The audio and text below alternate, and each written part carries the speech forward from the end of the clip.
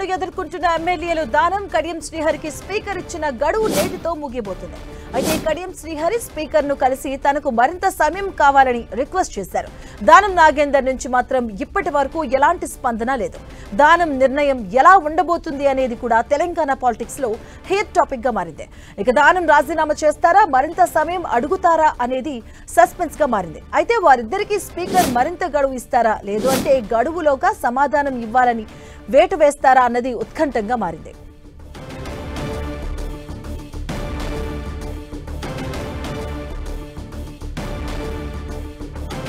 ఇదే అంశానికి సంబంధించిన పూర్తి అప్డేట్స్ మా కరెస్పాండెంట్ ప్రతాప్ అందిస్తారు. ప్రతాప్, దీనికి సంబంధించి ఫిరాయింపు ఎమ్మెల్యేల ఎపిసోడ్కి సంబంధించి ఉత్కంఠభరితంగా మారిందని చెప్పుకోవచ్చు. వాస్తవానికి ఈ రోజు ఇప్పటివరకు రెండోసారి నోటీసులు ఇవ్వడం జరిగింది. ఈ రెండోసారి ఇచ్చిన నోటీసులకు సంబంధించి కూడా ఈ రోజు గడువు ముగియబోతుంది. మొత్తం 10 మంది ఎమ్మెల్యేలకు సంబంధించి కూడా సుప్రీంకోర్టు ఆదేశాలతోటి స్పీకర్ వేగవంతం అయితే విచారణ చేశారు. అయితే మొదటి విడతలో భాగంగా నోటీసులు ఇచ్చిన సందర్భంగా 8 మంది ఎమ్మెల్యేలు అయితే దీనికి రెస్పాండ్ అవుతూ అఫిడవిట్లు ఇచ్చారు. అఫిడవిట్లు ఇచ్చిన 8 మందికి సంబంధించి కూడా క్రాస్ ఎగ్జామినేషన్ కానీ ఓరల్ ఆర్గ్యుమెంట్స్ కానీ పూర్తిగా కంప్లీట్ చేసి దానికి సంబంధించి కూడా తీర్పును కూడా రిజర్వ్ చేసిన పరిస్థితి ఉంది. కాబట్టి నెక్స్ట్ ఫర్దర్గా ఇప్పుడు ఎవరైతే మొదటి విడతగా నోటీసులు ఇచ్చారో వారికి సంబంధించిన అఫిడవిట్లు దాఖలు చేయని 2 ఎమ్మెల్యేలు station Ghanpur MLA Kadiyam Srihari, Danam Nagender Khairatabad MLA Danam Nagender ఇద్దరు కూడా వారి మొదటి విడతగా నోటీసులు ఇచ్చిన వాటికి స్పందించలేదు. కాబట్టి రెండోసారిగా నోటీసులు కూడా ఇవ్వడం జరిగింది. ఆ రెండోసారి ఇచ్చిన నోటీసుల సందర్భంగా కూడా ఈ రోజుతోటి ఈ నెల 23 అంటే ఈ రోజుతోటి గడువు కూడా ముగియబోతుంది. ఈ రోజు సాయంత్రంతో ఈ గడువుకు సంబంధించి ముగియ నేపథ్యంలో కడియం శ్రీహరి కూడా 2 రోజుల క్రితం స్పీకర్ను నేరుగా కలిసి తనకు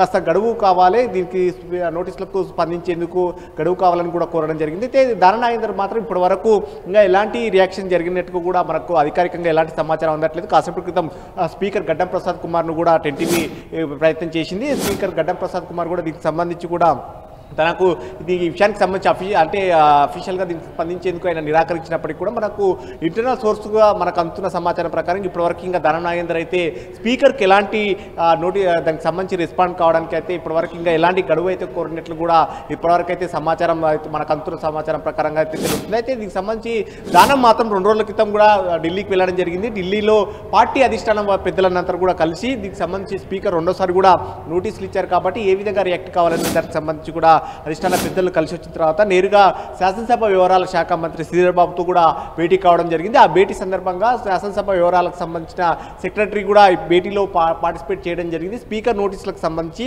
ఏ విధంగా రియాక్ట్ కావాలి, ఏ విధంగా అఫిడవిట్ వేయాలనే దానికి సంబంధించి కూడా దీనికి ప్రధానంగా చర్చించినట్టుగా కూడా తెలుస్తుంది. అయితే దీనికి సంబంధించి కూడా చూసినట్టయితే కనుక ఈ ఖచ్చితంగా దీనికి ఖైరతాబాద్ ఎమ్మెల్యేగా ఉన్న దానం నాగేందర్ అయితే పార్లమెంట్ ఎన్నికల్లో కాంగ్రెస్ పార్టీ తరఫున బీఫామ్ నుంచి పోటీ చేశారు. కాబట్టి దీనికి సంబంధించి ఏ విధంగా అఫిడవిట్లు దాఖలు చేయాలి, ఏ విధంగా ఎవిడెన్స్ సంబంధించి ఏ విధంగా ఎదుర్కోవాలనే దానిపైన కూడా తర్జన భర్జన పడుతున్నట్టుగా కూడా తెలుస్తుంది. అయితే కడియం శ్రీహరి ఇప్పటికే ఒక సమయం కోరారు. కాబట్టి దానం నాగేందర్ సంబంధించిన ఈ ఎపిసోడ్ సంబంధించి ఈ రోజుతో ముగుస్తుంది. కాబట్టి ఆయన ఎలాంటి సమయం కోరుతారా, లేదంటే కనుక దీనికి సంబంధించి రిప్లై ఇస్తారా అని చూడాల్సి ఉంటుంది. ఇప్పుడైతే ఇప్పుడు స్పీకర్ కాసేపటి క్రితమే ఆయన వికారాబాద్ ఆయన నియోజకవర్గం పర్యటనకైతే వెళ్ళడం జరిగింది. అక్కడ కొన్ని వ్యక్తిగత పనులు ఉన్న నేపథ్యంలో అక్కడికి వెళ్ళారు. కాబట్టి సాయంత్రం వరకు కూడా దీనికి సంబంధించి కూడా ఆయన ఫోన్లో సంప్రదిస్తారా, లేదంటే నేరుగా లేఖ రాసి ఏమైనా స్పందిస్తారా అనేది కూడా చూడాల్సి ఉంటుంది. మాధవి, ప్రతాప్, బీఆర్ఎస్ కూడా పదే చెప్తుంది మళ్ళీ ఉప ఎన్నికలు ఉంటాయని. అలాగే మనం దానం నాగేందర్ విషయం చూసుకుంటే రెండు వేరు పార్టీల నుంచి పోటీ చేశారని కూడా గట్టిగా వినిపిస్తుంది.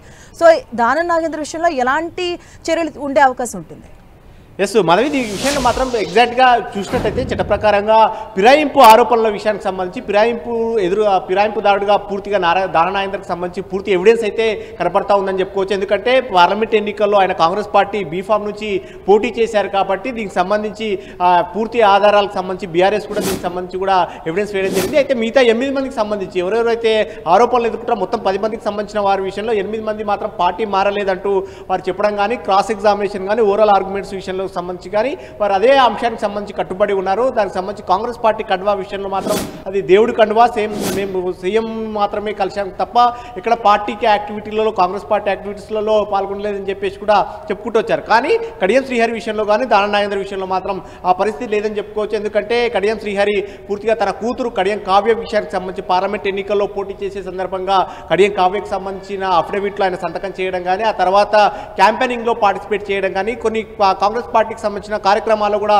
పార్టిసిపేట్ చేసిన పరిస్థితి ఉంది. నేరుగా గాంధీ భవన్కి వచ్చి ఆ ఎపిసోడ్ సంబంధించి కొండా సురేఖ వర్సెస్ ఎమ్మెల్యేలు, వరంగల్ జిల్లాలో ఎమ్మెల్యేలు వర్సెస్ ఆ ఎపిసోడ్లకు సంబంధించి కూడా నేరుగా క్రమశిక్షణ కమిటీ మల్లురవి వద్ద కూడా కడియం శ్రీహరితో పాటు ఆ జిల్లాకు సంబంధించిన ఎమ్మెల్యేలు అందరూ కూడా గాంధీ భవన్ కూడా వచ్చారు. కాబట్టి ఇలాంటి ఎవిడెన్స్ అన్నిటి కూడా బీఆర్ఎస్ పార్టీ దీనికి సంబంధించి కూడా సుప్రీంకోర్టు కానీ అదేవిధంగా స్పీకర్ కూడా సమర్పించిన నేపథ్యంలో దీనికి సంబంధించి కడియం శ్రీహరి రియాక్ట్ కావడానికి కాస్త గడువు కోరిన పరిస్థితి అయితే ఉంది. కానీ దానం నాగేందర్ మాత్రం పూర్తిగా కాంగ్రెస్ పార్టీ తరఫున పోటీ చేయడం కానీ కాంగ్రెస్ పార్టీకి సంబంధించిన జూబ్లీహిల్స్ ఉప ఎన్నికల్లో స్టార్ క్యాంపెయినర్గా కూడా దానం నాగేందర్గా పేరు లిస్టులో ఉండడం కానీ ఇవన్నీ కాంగ్రెస్ పార్టీకి సంబంధించిన పార్టీలో యాక్టివిటీస్గా పనిచేసినట్టుగా ఎవిడెన్స్ పూర్తి స్థాయిలో ఉండడంతో దానం నాగేందర్ కూడా ఎలాంటి రియాక్ట్ అవుతారనేది కూడా చూడాల్సి ఉంటుంది. అయితే మరోవైపు బీఆర్ఎస్ మాత్రం ఈ ఇద్దరు మాత్రం ఖచ్చితంగా వీరిపైన వేటు పడక తప్పదు. సుప్రీంకోర్టు కూడా సీరియస్ గా ఉంది. ఇప్పటికే పశ్చిమ బెంగాల్లో ముకుల్ రాయ్కి సంబంధించిన అనర్హత వేటు అక్కడ పడింది కాబట్టి ఇక్కడ కూడా పడుతుందని చెప్పేసి బీఆర్ఎస్ ఒక వాదన చేస్తుంది. మరోవైపు దీనికి సంబంధించి కాంగ్రెస్ పార్టీ వర్గాల నుంచి మాత్రం